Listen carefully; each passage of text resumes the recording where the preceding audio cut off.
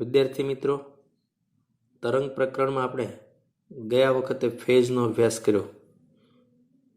હવે આપણે થોડો સમય આપણું જે પાઠ્યપુસ્તક છે તેના સવાલ જવાબના જે થોડા જોઈએ, જે વાર્ષિક પરીક્ષામાં કઈ રીતે લખાણ લખવું તે બાબતે મદદરૂપ થશે. આપણે સૈદ્ધાંતિક રીતે સમજી લીધું. આપણી ટેક્સ્ટ બુકની થિયરી જે છે એનું સ્વરૂપ આજે આપણે જોઈશું. જો કે વિદ્યાર્થી મિત્રો, બધી જ બાબત તમે શીખી ગયા છો, ભણી લીધેલી છે. ફક્ત એનું શાબ્દિક સ્વરૂપ જ આપણે જોઈએ છીએ. એટલે આવા શબ્દો કે પાકા કરવાનો પ્રયત્ન કરવાની જરૂર નથી. જો પ્રગામી તરંગના ગાણિતિક વર્ણન માટે સ્થાન x અને t બંને વિધેય જરૂરી છે. આ વાત આપણે ઘણી બધી વખત શીખી ગયા છે કે વેવ જે છે, y જે છે એ f અને t, x અને t નું વિધેય છે.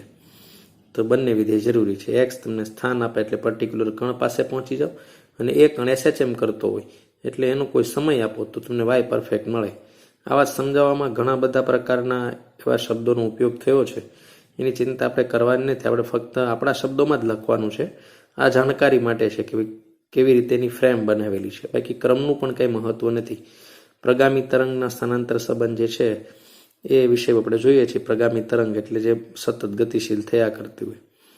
સ્થિત તરંગ છે બીજો પાઠ છે. તો આવા વિધેય દરેક ક્ષણે તરંગનો આકાર દર્શાવવો જોઈએ. ઉપરાંત આપેલા દરેક સ્થાનને માધ્યમના ઘટક કણોની ગતિ પણ જાણવા મળવી જોઈએ. એ પાર્ટિકલની વાત કરી. જો આકૃતિમાં દર્શાવ્યા મુજબ સાઈન આકારના પ્રગામી તરંગને રજૂ કરવું હોય તો અનુરૂપ વિધેય પણ સાઈન પ્રકારનું હોવું જોઈએ. જે પ્રકારે વિક્ષોભ આપીએ તેવો આકાર રચાય. તમને ખબર છે કે સાઈન વિધેય છે આવી રીતે આમ કરીને આમ શરૂ થાય છે, કોસ વિધેય છે એવી રીતે આમ શરૂ થાય છે. સરળતા ખાતર લંબગત તરંગ લેતા માધ્યમમાં ઘટકોના સ્થાને x વડે દર્શાવાય છે, તો તરંગ પ્રસરણ દરમિયાન કોઈ પણ t ક્ષણે તેનું સ્થાનાંતર y વડે દર્શાવાય છે. આ બધી જ ખાલી શાબ્દિક બાબતો છે. બાકી તમે સમજી ચૂક્યા છો. આપણે અગાઉ બધી વાત કરી દીધી છે. ફક્ત આજે આપણે થિયરીઓના સ્વરૂપો જોઈશું, જે બધી જ આપણે શીખવાડી દીધી છે અલગ અલગ ફોર્મમાં સરળ રીતે. ઉપરની બાબતને ધ્યાનમાં લઈ પ્રગામી તરંગનું સમીકરણ નીચે મુજબ રજૂ કરી શકાય. y xt બરાબર a sin kx - omega t plus phi. સમીકરણ 1માં સાઇન વિધેય કોણાંકમાં રહેલા પદ phi ને સમતુલ્ય અર્થ મુજબ સાઇન અને કોસ વિધેયોના નીચેના રેખીય સંયોજનો પણ વિચારી શકાય છે કે sine kx - omega t plus b cos kx - omega t. ટૂંકમાં બંનેનું સરવાળો આપણે જે કરીએ, અગાઉ મેં તમને કોમ્બિનેશન ઓફ SHM માં ટોપિક શીખવાડ્યો છે. એમાં આપણે આ પણ મેળવ્યું છે કે ભાઈ a = √a² + b² + 2ab cos phi, પણ સાઇન અને કોસ વચ્ચે 90 ડિગ્રીનો ડિફરન્સ એ તમને ખબર છે. એટલે કોસ વાળું પદ છે એ ડિલીટ થઈ જાય. અને tan = b/a એ પણ તમને શીખવાડ્યું છે મેં અગાઉ, રાઈટ, કે સરવાળો કઈ રીતે થાય. એમાં તો બહુ શોર્ટમાં છે. આપણે આખો લેક્ચર આના વિષયમાં અગાઉ આપેલો છે. એટલે ડાયરેક્ટ કોઈ ટોપિકને NCERTની ચોપ ટેક્સ્ટ બુકમાંથી તમે શીખી શકો એવી શબ્દો નથી. એમાં શાબ્દિક માયાજાળ વધારે છે અને ટોપિકની સિક્વન્સ પણ નથી, ક્રમ પણ નથી. બધું મિક્સ પ્રકારનું આવ્યા કરે છે. પણ એકવાર આપણે શીખી ગયા છે એટલે આ બધું જોઈએ તો આપણને ખ્યાલ આવે કઈ ટાઈપનું છે. હવે જો અહીંયા તરંગ ભાત પરના દરેક બિંદુઓ સાદી પ્રસંવાદી ગતિ કરે છે, અને ગતિ દરમિયાન તેમનું સ્થાનાંતર જે છે એ સાઇનસોઇડલ તરીકે સમય સાથે બદલાય છે. જેમ t વધે તેમ ધન દિશામાં x પણ વધે. હવે જો મેં તમને અગાઉ શીખવાડ્યું હતું, બંનેની સાઇન જે છે એ જુદી જુદી હોય. જો આ ઋણ છે અને આ ધન છે, તો જુદી જુદી સાઇન જો બંનેની હોય તો તરંગ હંમેશા ધન x દિશામાં આગળ જાય. અને અહીંયા પ્લસ તમે કરી દો તો આ પણ પ્લસ, આ પણ પ્લસ, તો ઋણ x દિશામાં ગતિ કરે. ફરીથી તમે યાદ રાખશો, બંનેની સાઇન જુદી જુદી હોય x અને t ની. એક ધન તો બીજો ઋણ હોય. ગમે તે -kx + omega t હોય તો પણ વાંધો નથી. પણ ડિફરન્ટ સાઇન હોય તો પોઝિટિવ x, સમાન સાઇન હોય તો નેગેટિવ x. આ યાદ રાખી અચલ રાખી શકાય. x અક્ષની ઋણ દિશામાં ગતિ કરતા તરંગને રજૂ કરવું હોય તો જો અહીં પ્લસ કરી દીધું, જોયું, આ પણ પ્લસ, આ પણ પ્લસ, અહીંયા પ્લસ, આ માઇનસ. તો આ વાત અગાઉ મેં તમને કરી છે કે kx + omega બંનેની સાઇન સમાન હોય તો એ નેગેટિવ સાઈડ જાય, અને બંનેની સાઇન જુદી જુદી હોય તો એ પોઝિટિવ સાઈડ જાય, રાઈટ. હવે જોઈએ x વાય એક્સ ટી સ્થાન એક્સ અને ટી સમયના વિધેય તરીકે ઘટક કણનું સ્થાનાંતર છે. વાય શું બતાવે? કણનું સ્થાનાંતર. એ સ્મોલ એ લીધો છે. કંપ વિસ્તાર બતાવે, કોણીય આવૃત્તિ બતાવે, કોણીય તરંગ સંખ્યા અથવા તરંગ સદિશ બતાવે છે. અને આખું જે છે એ ફાઈ કહેવાય, કળા કહેવાય. જ્યાં ફાઈ બરાબર એક્સ બરાબર 0 આગળ ટી બરાબર 0 સમયની કળાને પ્રારંભિક કળા કહેવાય, ઇનિશિયલ ફેઝ કહેવાય. આ વાત પણ અગાઉના વિડીયોમાં આપણે કરેલી છે. તો આ બધું મેળવીએ તો બિલકુલ કંઈ એવું ખાસ છે નહીં, પણ બેઝિક વાતો જે છે આપણે પરિચય મેળવ્યો. હવે આવૃત્તિ, કંપ વિસ્તાર વગેરે બાબતોનો થોડો ઘણો પરિચય સવાલના સ્વરૂપમાં મેળવીએ. આપણે એકદમ સરળ સ્વરૂપે વ્યાખ્યા શીખવાડેલી છે. અહીંયા થોડું છે કોમ્પ્લિકેટેડ જેવું રજૂઆત છે, છતાં આપણે એકવાર જોઈ લઈએ. તમે કંઈ પણ લખશો પરીક્ષામાં માર્ક મળવાના છે. આ પાકું કરવાની જરૂર છે એવું નથી, પરંતુ આ તમારી સામે આવે તો તમને એમ ન લાગે કે આવું તો આપણે જોયું નથી, એટલે ખ્યાલ રહે એટલા માટે છે. જો અહીંયા સમીકરણ લખ્યું છે તરંગ સમીકરણ, એમાં કંપ વિસ્તાર સમીકરણ 1માં સાઇન વિધેયનું મૂલ્ય +1 થી -1 ની વચ્ચે બદલાતું હોય, તેથી એનું કંપ વિસ્તાર પણ +a અને -a ની વચ્ચે બદલાય. અહીં એને ધન અચળાંક તરીકે લેતા માધ્યમના કોઈ પણ ઘટક કણનું સંતુલન સ્થાનથી મહત્તમ સ્થાનાંતર દર્શાવે છે. આમ કોઈ પણ ઘટક કણના તરંગનો કંપ વિસ્તાર કહેવામાં કોઈ એક બાજુનું મહત્તમ સ્થાનાંતર. વાય ધન કે ઋણ હોય, પણ એ તો હંમેશા ધન જ હોય, કેમ કે કોઈ એક સાઈડનું મહત્તમ સ્થાનાંતર છે એવું તમે કહી શકો છો. તો આ છે એમ્પ્લિટ્યુડ કંપ વિસ્તાર. હવે છે ફેઝ કળા. તો સમીકરણ 1 જે છે એમાં સાઇન વિધેયનો કોણાંક એટલે ખૂણો તરીકે આવતી રાશિ, એટલે આ જે દેખાય છે એ ફેઝ છે. તો ફેઝનો આખો ટોપિક આપણે શીખી ગયા છીએ. આખો કલાકનો વિડીયો છે ફેઝનો, એટલે આ એકદમ કંઈ એવું છે નહીં ખાસ. ને તરંગની કળા કહેવામાં આવે છે.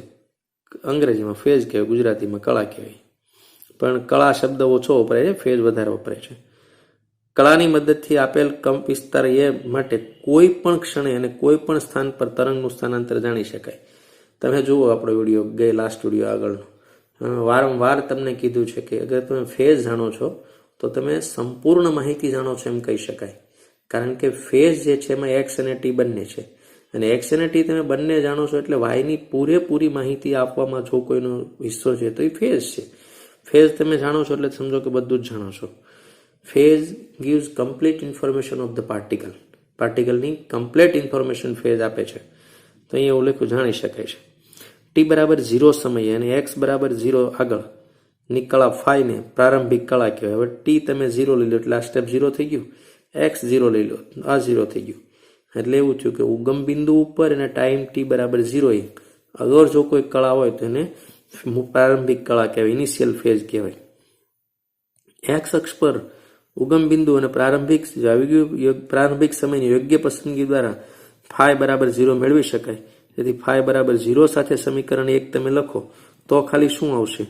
સમીકરણ 1 ને વ્યાપક રૂપે લખી શકાય છે. મૂળ મુદ્દો એવો છે કે ભાઈ આ બંને જે છે એના બેઝિક વાત જે ધ્યાનમાં રાખવાની છે એ તમે ઓળખતા હોવો જોઈએ કે કોણ છે, એનું કામ શું છે. ઓમેગાને તમે ખટ્ટ કરીને મારી દો તો અંદરથી શું નીકળે, કેને તમે એવી રીતે મારી દો તો અંદરથી શું નીકળશે.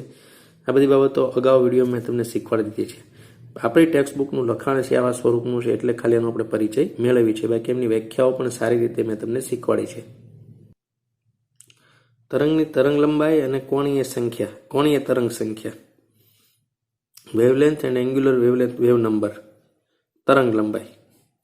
ઘણી બધી રીતે અગાઉના વિડીયો મેં તમને વ્યાખ્યા આપી, છતાં તરંગમાં સમાન કળા ધરાવતા બે બિંદુઓ વચ્ચેનું લઘુત્તમ અંતરને તરંગ લંબાઈ કહેવાય છે.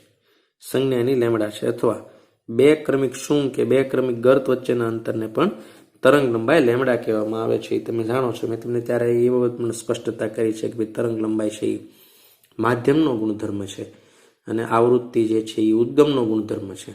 એટલે માધ્યમ બદલાય ત્યારે તરંગ લંબાઈ બદલાય જ, આવૃત્તિ ન બદલાય. ઉદ્ગમ બદલાય ત્યારે આવૃત્તિ બદલાય છે. આ બાબતના વિષયમાં તમે વારંવાર વધુ સ્પષ્ટ થતા રહો એ ખૂબ મહત્વની વાત છે, કેમ કે પિલર છે, આ બધા પાયાના પથ્થર છે વેવના, એ કદી ભૂલવા ન જેવા છે કે વેવ કોને કહેવાય. જો તમને થોડું ઘણું હજી અનક્લિયર લાગતું હોય તો તમે પાછળનો વિડીયો છે એ જોઈ શકો છો રિકેપ કરીને. ત્યારબાદ છે કોણીય તરંગ સંખ્યા કે. મેં તમને ઘણી બધી વખત કીધું ને કોણીય તરંગ સંખ્યા કહેવાય અથવા તરંગ સદિશ પણ કહેવાય. રાઈટ, એ વ્યાખ્યા મેં તમને અગાઉની પીડીએફમાં પણ આપી છે અને વિડીયોમાં એને સારી રીતે સમજાવેલી છે આગળના વિડીયોમાં. તો સમજીએ કે જ્યાં સુધી નવો એક થિયરી નથી આવતી ત્યાં સુધી આપણે રિવિઝન કરી રહ્યા છીએ ટેક્સ્ટ બુકને આધારે. તો એમ કહી છે કે ટેક્સ્ટ બુક વાંચી રહ્યા છીએ. y is equal to yxt નું વિધેય છે એ sine kx minus omega T plus phi, અને સમીકરણ એક પાછું કરી દીધું. ફાઈ બરાબર 0 લીધો એટલે નીકળી ગયું, ટી બરાબર 0 એટલે આ નીકળી ગયું. તો હવે ખાલી ટી 0 છે તો yx0 માટે ખાલી શું થયું? એ સાઇન kx. હવે સાઇન વિધેય દર 2π જેટલા કોણી તફાવત છે, દર 2π જાય એટલે એનું એની પોઝિશનમાં પુનરાવર્તન કરે, ત્યાં ત્યાં આવે છે. એટલે સાઇન kx જે છે અહીંયા એને એમ પણ લખી શકાય કે સાઇન kx નંબર ઓફ 2π, 2π ના પૂર્ણ ગુણાંકમાં 1 2π 2 2π 3 2π 4 2π એ kx જ કહેવાય, કોઈ ફરક પડે નહીં. એટલે કે સાઇન 0 તમે લો, સાઇન 2π 4π 6π 8π. ગઈકાલનું લાઈવ લેક્ચર લાસ્ટ જે છે એમાં મેં તમને શીખવાડ્યું હતું ઝૂમ ઉપર પણ કે ભાઈ વર્તુળ જે દોરીને કે ભાઈ સાઇનની વેલ્યુ જે છે એ કઈ રીતે બદલાય છે, એક્સએમ જે છે એનો રાજા કોસ છે, વાયએમ નો રાજા સાઇન છે, વગેરે બધી બાબતો શીખવાડી હતી. અહીંયા એટલું ખાલી યાદ કરી લો કે દર 2π ગમે એટલા લખો કે kx લખો કોઈ ફરક છે નહીં. 2π લખો પછી હજી કઈ નંબર લગાવો, 1 2 3 4 એમ નંબર લગાવતા જાઓ તો બેના ગુણાંકમાં બેકી સંખ્યા મળશે. તો બેકી સંખ્યાની કોઈ પણ પાય ઉમેરો કોઈ ફરક પડવાનો નથી, રિઝલ્ટ એકનું એક રહેશે. તેથી મેં આના બદલે આ સાઇન kx ના બદલે એમ પણ લખી નાખ્યું સાઇન kx પ્લસ 2π અને ઇન્ટુ n છે, એને ખાલી વચ્ચે લખ્યું છે. રાઈટ, તો આને આમ પણ લખાય કે કોમન લઈ લઈએ તો સાઇન કે આની જોડે હતો તેમને કે આપી દીધો અને કે નથી તો કે વડે ગુણાકાર અને કે વડે ભાગાકાર. તો ગુણાકારનો કે 12 આવશે, ફરીથી કે વડે ગુણાકાર કે વડે ભાગાકાર. તો ગુણાકારમાં કે છે એ સામાન્ય નીકળશે, છેદમાં કે જે છે એ પડ્યો રહેશે. અર્થાંત x અને x plus 2nπ upon k આગળ ઘટક કણોનું સ્થાનાંતર સમાન છે, કોઈ ફરક નથી. ખાલી કે રાખો, ખાલી x છે કે x plus 2nπ upon k રાખો, આમાં કોઈ ફરક નથી, આમાં કોઈ ફરક નથી, માત્ર ગાણિતિક શબ્દો મેં લખ્યા છે કે સામાન્ય લીધો છે. તો આ બંને સરખા છે, જ્યાં n બરાબર 1 2 3 4 લઈ શકો. હવે સમાન સ્થાનાંતર ધરાવતા બિંદુ વચ્ચે લઘુત્તમ અંતર લેવું હોય તો કેટલું થાય? n બરાબર 1 લઈ લઈએ. હવે n બરાબર 1 લઈ લઈએ તો સમાન કળામાં હોય, તેથી આ અંતર જે છે એ જેવો સમાન કળામાં હોવાથી તમે યાદ કરો મેં તમને એટલે જ આ પાછળ આ ટોપિક મેં રાખ્યા હતા બધા સેમ ફેઝ અને ઓપોઝિટ ફેઝ મેં તમને શીખવાડ્યા હતા. દર કેટલા લેમડાએ સેમ ફેઝ મળે, દર કેટલા ટાઈમે મળે અને દર કેટલા ફેઝ ડિફરન્સમાં સેમ ફેઝ મળે. યાદ કરશો, પાછળનો વિડીયો ફેઝનો જોશો, તમને ખબર છે 2π 4π 6π બેકી સંખ્યાની પાયે સેમ ફેઝ મળે અને એકી સંખ્યાની પાયે ઓપોઝિટ ફેઝ મળે છે. તો અહીંયા ખાલી એટલું જ લખી નાખ્યું કે જેવો સમાન કળામાં હોય છે. જે વિદ્યાર્થી સમાન કળાનો ટોપિક શીખ્યો જ ન હોય એને સમાન કળા કોને કહેવાય એ નથી જેના ધ્યાનમાં, એને આ શબ્દ માત્ર ગોખવાનો છે. સેમ ફેઝ કોને કહેવાય, ઓપોઝિટ ફેઝ કોને કહેવાય, આખો કલાક આપણે ફેઝમાં રાખ્યો છે. એ તમને 12થમાં કામમાં આવશે, કોમ્પિટિટિવ JEE નીટ જેવી પરીક્ષામાં કામમાં આવશે. એવા મહત્વના ટોપિકને જ આપણે વિડીયો બનાવવાના છે. આજે તમે ઉત્તરાયણથી થાક્યા છો, તમે પર્વ મનાવ્યું છે, એને ધ્યાનમાં રાખીને આજે આપણે નાનો ખૂબ અને થિયરીનો વિડીયો એટલે લીધો છે. બાકી આગળ આપણે ઉર્જાના જે બધા મહત્વના ટોપિકો છે એ જોવાના છીએ કે જે તમને વાઇડ બનાવશે, તમને વિશાળ બનાવશે. રાઈટ, તો શું આવશે કે lambda is equal to 2π upon k, n બરાબર તો 1 લઈ લીધું છે અને તરંગ લંબાઈ જેટલું અંતર છે એનું ફરીથી જોઈ લો. આ બંને સમાન છે એના આગળ. હવે સમાન સ્થાનાંતર ધરાવતા બિંદુ વચ્ચે લઘુત્તમ અંતર n બરાબર શું લીધું? 1. તેથી તેઓ સમાન ફેઝમાં હોય, સમાન કળામાં હોય. તેથી આ અંતર તરંગ લંબાઈ જેટલું હોય તો લેમડા કેટલું મળશે? તો 2π બાય k. માટે k ઇઝ ઇક્વલ ટુ શું મળે? 2π અપોન લેમડા. મેં તમને બહુ શરૂઆતમાં શીખવાડી દીધું છે, k ને મારી દો તમે તો 2π અપોન લેમડા નીકળે, ઓમેગાને મારી દો તો 2π બાય t નીકળશે, કેપિટલ T જે આવર્તકાળ છે. ફક્ત નામ એનું શીખી લો કે એને કોણીય તરંગ સંખ્યા કહેવાય અથવા બીજું કહેવાય તરંગ સદિશ. નામ યાદ આવવું જોઈએ. બાકી k is equal to 2π upon lambda અને omega is equal to 2π by t વેવના ચેપ્ટર માટે તમારી ડાબી જંગની આંખ છે એમ સમજી લો તમે. રાઈટ છે. કે ઇઝ ઇક્વલ ટુ 2π/λ અને એકમ લઈ લો તો એમ થાય એ તરંગમાં એકમ અંતર દીઠ કળાનો તફાવત છે, આ ફેઝ ડિફરન્સ છે. અર્થાંત તરંગમાં એકમ અંતર દીઠ કળાનો તફાવત એટલે કોણીય તરંગ સંખ્યા, જેનો એસઆઈ એકમ રેડિયન પ્રતિ મીટર છે, પરંતુ વ્યવહારમાં એને ખાલી પ્રતિ મીટર જ લખાય છે. રાઈટ. તો આનો પરિચય મેળવ્યો. ત્યારબાદ વધુ મેળવેલા શબ્દો તમને આવડે છે છતાં આપણે ફરીથી જોઈએ. આવર્તકાળ, કોણીય આવૃત્તિ અને આવૃત્તિ. તમને બધાની ખબર છે કે કોણીય આવૃત્તિ છે એ ઓમેગા છે, આવૃત્તિ એફ છે જેને ન્યુ પણ કહેવાય, આવર્તકાળ ટી છે, એક દોલન પૂર્ણ થવા માટે લાગતો સમય છે.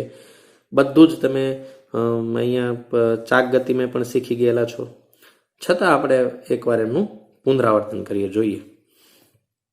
એક દોરીમાં સાઈન વિધેય આપેલું છે, એક છેડો છે એ સ આગળ કરે છે, વિક્ષેપનો પ્રકાર તમને બતાવ્યો છે કે એક દોલન પૂર્ણ થવા 2 પોઈન્ટ વચ્ચે ટી છે, કોઈ પણ 2 પોઈન્ટ વચ્ચેનો આવર્તકાળ ટી કહેવાય ને એમ્પ્લિટ્યુડ કંપ વિસ્તાર કહેવાય.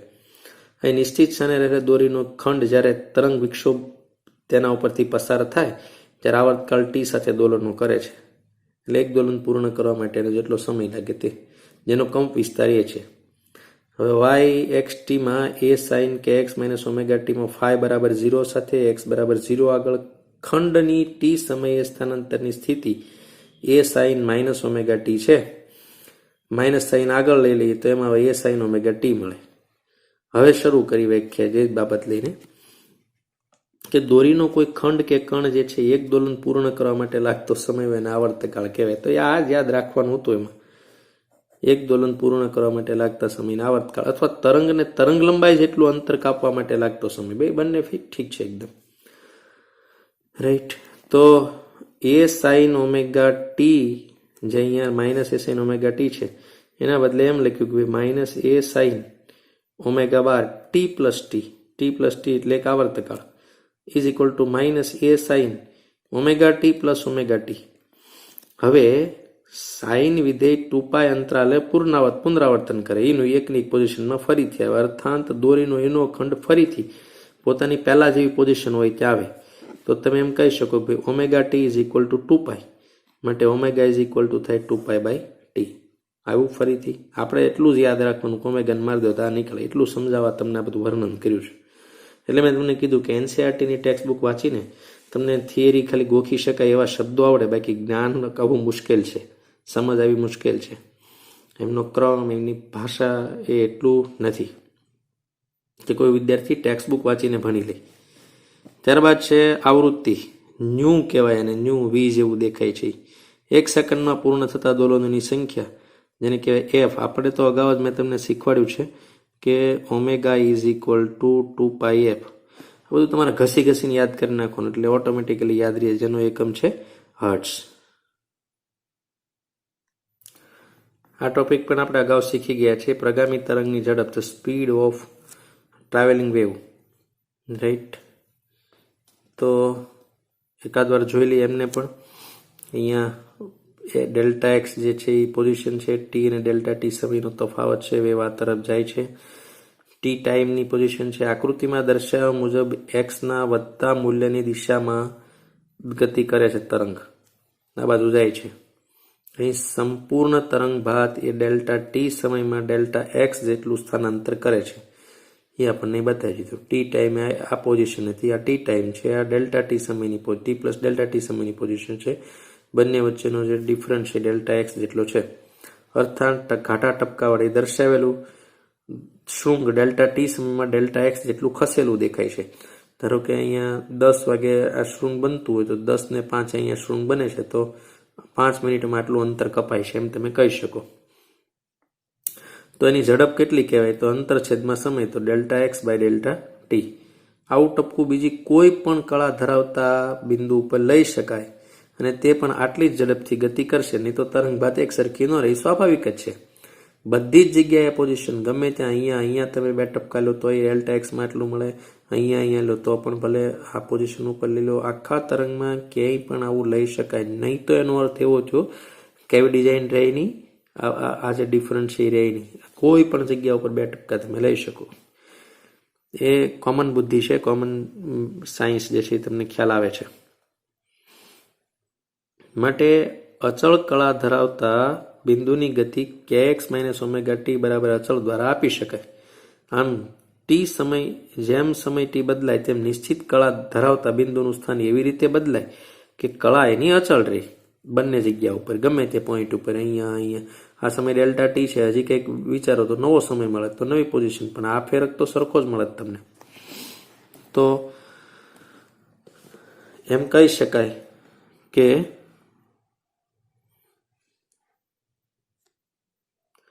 ડેલ્ટા ટી એમ કહી શકાય કે જેમ જેમ અચળ કળા ધરાવતા તરંગની ગતિ kx માઇનસ ઓમેગા ટી દ્વારા આપી શકાય છે.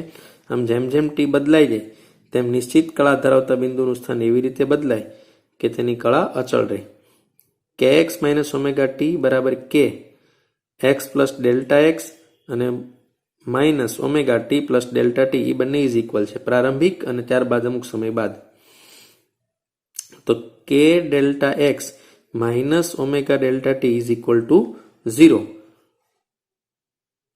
બંને બાજુ બ્રેકેટમાં અંદર ગુણાકાર કરશો તો તમને મળશે. ડેલ્ટા એક્સ અને ડેલ્ટા ટી બહુ સૂક્ષ્મ, અત્યંત સૂક્ષ્મ લીધા હોય તો તમે ડી પણ કહી શકો. મેં ઘણી વાર તમને શીખવાડ્યું છે, ગતિ મેં તમે ખાસ શીખ્યા છો કે ડેલ્ટાનું બચ્ચું એ ડી છે, વિકલનની વાત છે. ફિઝિક્સ છે જે ગણિત વિજ્ઞાનનો રાજા છે ને ગણિત એની રાણી છે, એ રાણીવાળો સબ્જેક્ટ આ છે એવું મેં તમને અગાઉ એકવાર શીખવાડેલું છે.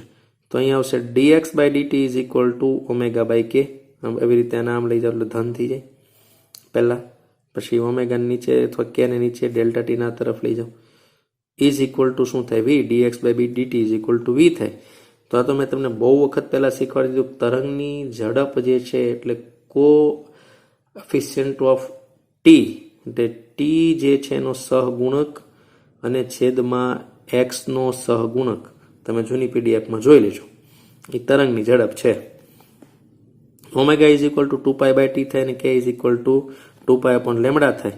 એ પણ તમે ઉમેરો તો 3 સૂત્રો તમને મળે. આ સૂત્રો મેં તમને બહુ સમય પહેલાં સારામાં સારી રીતે અગાઉ શીખવાડી દીધા છે, પણ ટેક્સ્ટ બુકમાં એ શીખવાડવા માટે આવી મેથડ વાપરીને ઉદાહરણ આપીને શીખવાડ્યું છે, જે મેં તમને એના કરતાં ઘણી સારી રીતે બતાવી દીધું છે. તમે કોઈ પણ રીત લખી શકો છો, કોઈ મેટર નથી કરતું આમાંથી પાકું કરો આમાંથી પાકું કરો, બરાબર. ત્યારબાદ છે આ સમીકરણ દરેક પ્રગામી તરંગ માટે વ્યાપક છે, જે દર્શાવે છે કે માધ્યમના કોઈ ઘટકને એક દોલન પૂર્ણ કરવા માટે જે સમય લાગે તે દરમિયાન તરંગ ભાત એક તરંગ લંબાઈ જેટલું જ અંતર કાપે એ પાક્કું છે. યાંત્રિક તરંગ ઝડપ માધ્યમના ઝડપીય દળ ઘનતા અને સ્થિતિસ્થાપક ગુણધર્મો ઉપર આધાર રાખે. એ પણ પાકી વાત છે. તરંગની સ્પીડ જે છે એ દરેક માધ્યમમાં એક સરખી નથી હોતી. મીડિયમ બદલાઈ જાય છે ત્યારે તે બદલાય છે. એ વાત પણ આપણે શીખવાના છીએ. વિદ્યાર્થી મિત્રો, આ ટોપિક જે છે એ નવો છે. હવે અત્યાર સુધી આપણે પુનરાવર્તન કરતા હતા. આ ટોપિક અત્યારે હું તમને આ અર્થમાં શીખવાડી દઉં છું, પણ તમારે શીખવાનો હું તમને શીખવાડીશ લખીને પીડીએફમાં રાખીને એક સરસ ટેકનિકથી. પણ અત્યારે આપણે ખાલી જોઈ લઈએ. પણ આ ટોપિક છે આપણા માટે, અહીંથી આપણું નવું શરૂ કરીએ છીએ. પણ આવી ગયો છે તો આપણે જોઈ લઈએ છીએ. બટ આ હું અહીંથી ફરીથી આ ટોપિકથી નવો વિડીયો ફરીથી બનાવીશ અને એમાંથી તમે શીખશો ત્યારે તમને સારી રીતે આવડશે. છતાં આપણે અત્યારના હવે જોઈ લઈએ છીએ. જ્યારે માધ્યમમાં વિક્ષોભ ઉત્પન્ન કરવામાં આવે ત્યારે તેમાં ઉદ્ભવતા પુનઃસ્થાપક બળ અને માધ્યમનો ઝડપી ગુણધર્મ એટલે દળ ઘનતા દ્વારા યાંત્રિક તરંગની ઝડપ નક્કી થાય છે. યાંત્રિક તરંગની સ્પીડ માધ્યમના ઉપર ગુણધર્મો ઉપર અને પુનઃસ્થાપક બળ બે ઉપર આધાર રાખે છે. દોરી પરના તરંગો માટે આ જે તરંગની સ્પીડ આપણે જે જોઈએ છે એ ફક્ત દોરી અને તારમાં જ ચાલવાનું સૂત્ર છે. આ પહેલી વાત છે. તણાયેલી દોરી હોય, ગિટારનો તાર હોય, એના માટેનું જ સૂત્ર છે એ પાક્કું છે, બરાબર છે ને. લંબગત તરંગ માટે છે, પણ લંબગત તરંગ એ આના માટેના જ છે. એનું સૂત્ર આપણે સાબિત કરીએ છીએ, કેમ કે આ બહુ વ્યાપક ટોપિક છે એટલે ત્યારે આપણને ખ્યાલ રહે. એના માટે દોરીવાળા તારવાળા માટેનું સૂત્ર છે.